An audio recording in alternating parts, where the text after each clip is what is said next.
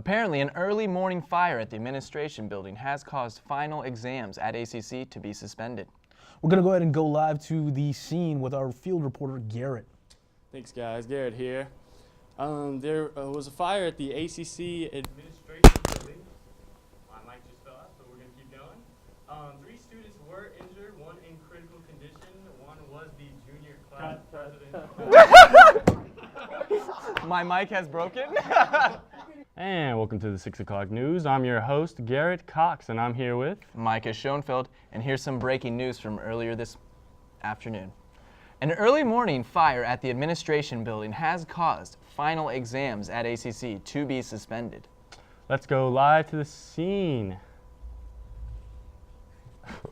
Thank you, Garrett.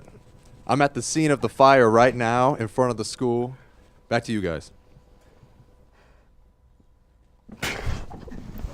And that was your fire update. I'm Garrett Cox. And I'm Micah. Good afternoon and good news. We're all gonna die. I thought you were doing that part, bro. I thought you were doing that part. I was literally like, that's you. No, that's bro. you. I'm Charles Gross with your weekly movie review. Back to you guys. Thank you, Noah, and we'll have more details as they become available for you later on in the day as the investigation develops. On to our next story. That's actually all the stories that we keep going. Okay, an early morning. Oh, okay, yeah. Thank you for the news today, guys. This has been Chandler Holloway. And I'm Charles Gross. We'll see you in an hour. Oh, God. Cool. Why'd you give me another story? I was like, there's nothing more, Charles. And airports. In some areas, goose populations are growing at 14% a year without controls. The national total could double in the next decade. Well, Josh, what's good for the geese is good for the gander. Golfers and suburban park lovers, take heart. The government is addressing your goose problem right now. Once the weekend's over, it's nothing but sunshine. I'm sorry. We're in the cruel twist of fate. We're getting news reports of the meteorite that's coming. A piece of it split off. It's about to crash into Austin. We better leave. Josh, we gotta go. Man, we gotta go. We gotta get back to our apartment. We gotta pack up our stuff. We gotta get out of here. Let's go. Shut. Are you serious? Well, guys, that's it for now. I hope you have clear skies and a great day today, Austin, but looks like we're gonna die. Happy Good Friday. Weather with Garrett Coxey. Thanks, guys. In Austin today, it's going to be clear skies and 79-degree weather. With it's going to be a little drizzy with a chance of a little rain. So, Frequently repeat notes that sound like a clock. It all concludes with the Good afternoon. It's Friday, April 7th. I'm Noah Luster. And I'm Patrick McFarland, and here's the news. President Bush announced a new Mideast peace initiative Tuesday.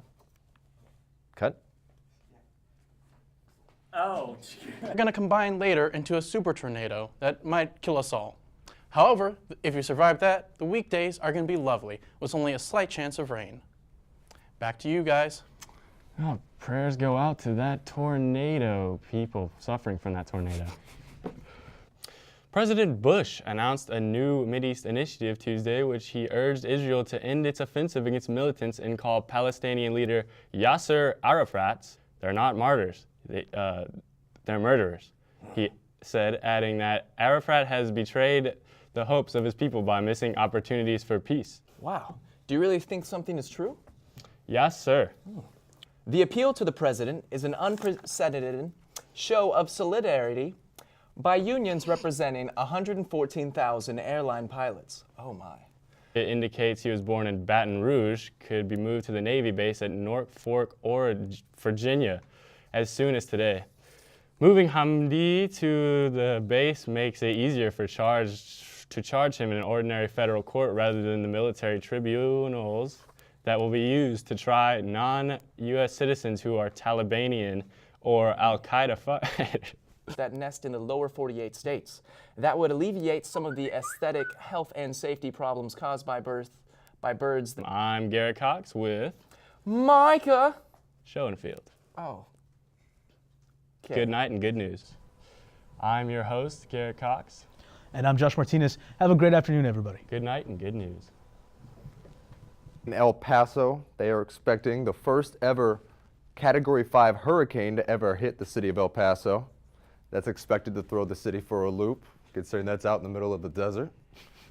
Up in the Dallas-Fort Worth Metroplex, they are expecting an F5 tornado to rip through the city. That is expected to postpone the Dallas Cowboys training program. And then out on the Gulf Coast tonight of Texas, they will be having a level 10 hurricane that is expected to shut down the city of Houston and Galveston. And that's about it. Back to you guys. Thanks, Nolan. News team on the desk. This was your weather update at 5. Thanks, Josh. We hear you loud and clear. Thanks, everybody. This has been the Nightly News Update at 5. We'll see you guys tomorrow. That was, wow, dude. And there'll be a lot of tornadoes and a lot of people will probably die. So, that's the weather. Back to you guys. And that's your news and weathercast. I'm Micah Thomas. And I'm Garrett Cox. And good night, Austin. Good night, Austin. Good night. Hey guys, I'm the returning intern here. I've been here for 2 weeks. I haven't done this before, but let's talk about weather. So we obviously have a cold front blowing into Austin. Isn't that right, you guys? I hate the cold. Oh my gosh. That's why I moved to Texas. Just kidding. I was born here. So we got some stars crashing into Houston. Pretty sure that Fort Worth and all that is destroyed as of now. The stars killed it. And on in Austin, because we got a bunch of music coming in, and that has nothing to do with weather. Pretty sure one of the bands is called the Cloudy with the Chance of Sunshine, and they'll be coming in. Thank you for that, Micah. And of course, our hearts go out to everyone in Houston affected by the stars crashing down to Earth. Back to you in the studio. Thanks so much, Charles. We will have more details as they become available later this evening. I do want to give our prayers and shout outs to all those families that didn't have family or students or faculty in that building. We look forward to hearing more later this evening.